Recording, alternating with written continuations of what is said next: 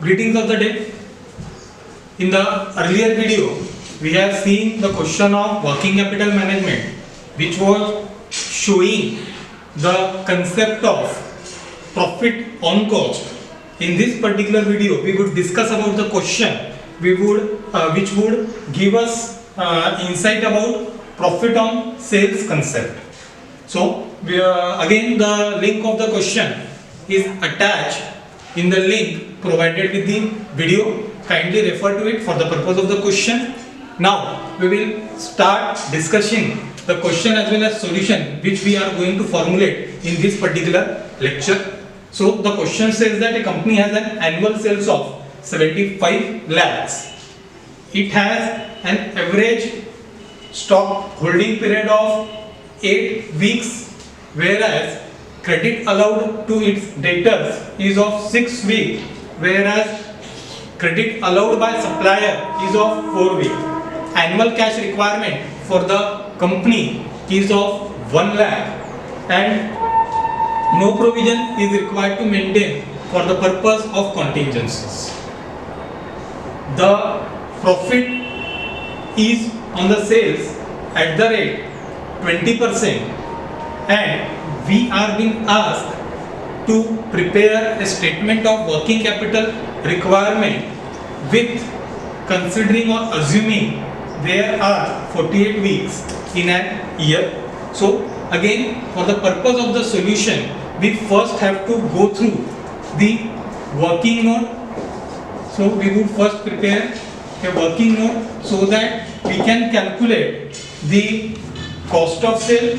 So what we have used information in the earlier lecture, we would use in this lecture annual sales.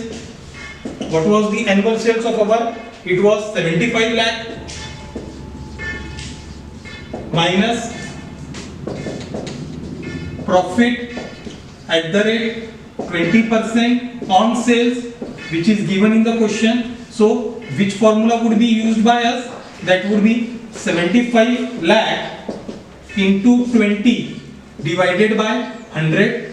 This would be the formula which we would use for the purpose of the calculation. Hence our calculation would be 15 lakh, which we would derive by simplifying this, and the answer would be 60 lakh, which would be termed as cost of sales.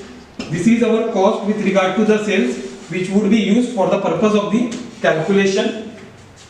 So now we have our input for the purpose of preparing the working capital statement. So we can start with the working capital statement. As we have discussed, the formula for calculating working capital is current assets minus current liabilities. Here also we will start with the same thing. We will first go through our current assets. As information is given with regard to very few information, we would take the same. First of all, we would take the stock. With regard to stock, what information is given? Average stock holding period is of 8 weeks in the year. So we would take 60 lakh into 8 divided by number of weeks in an year to be assumed is 48. So we would take 48 as number of weeks in an year. So 60 lakh into 8 divided by 48, the answer would be 10 lakh.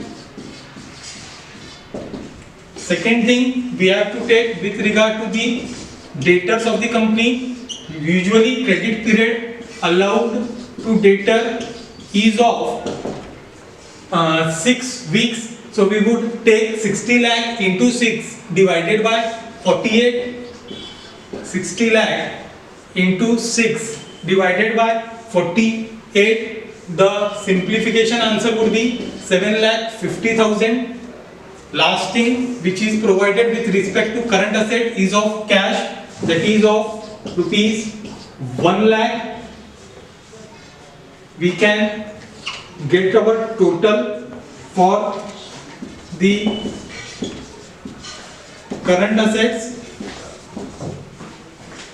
10 lakh plus 7,50,000 plus 1 lakh it would be 18 lakh 50,000, 18 lakh 50,000. Now we have to deduct current liabilities from it. Hence we would write as second portion of current liabilities. In current liabilities, again we start with the creditors of the company. For the purpose of calculation, it would be 60 lakh into number of weeks credit period given by suppliers is of 4 weeks. 60 lakh into 4 divided by 48. 60 lakh into 4 divided by 48, it would be rupees 5 lakh. Again, with respect to wages as well as overheads, no information is provided, hence it would be taken as nil, and we would make total, that would be 5 lakh, which would be transferred in the second column of amount, and our total current liabilities is of rupees 5 lakh. Now our working capital would be current assets minus current liabilities, that is A minus B, that is 18 lakh 50,000 minus 5 lakh, it would be 13 lakh 50,000 plus provision for contingencies. As the question has not been given any portion for contingencies, it would be taken as nil. And lastly, we would make calculation of net working capital requirement after adding contingencies.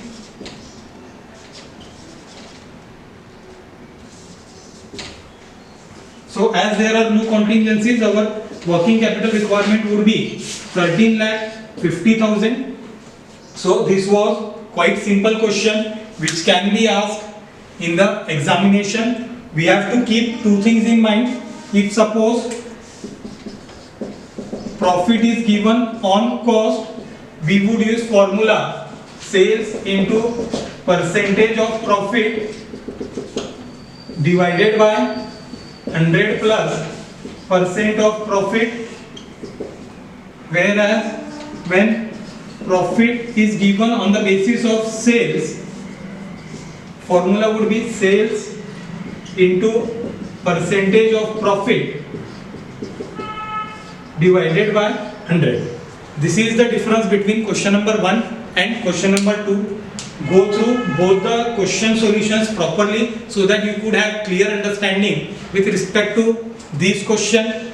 Try to solve it at your home as much as possible so that you could have better understanding to the concept. In the next video, we would look after the new type of question for working capital requirement. Till then, stay tuned. Thank you.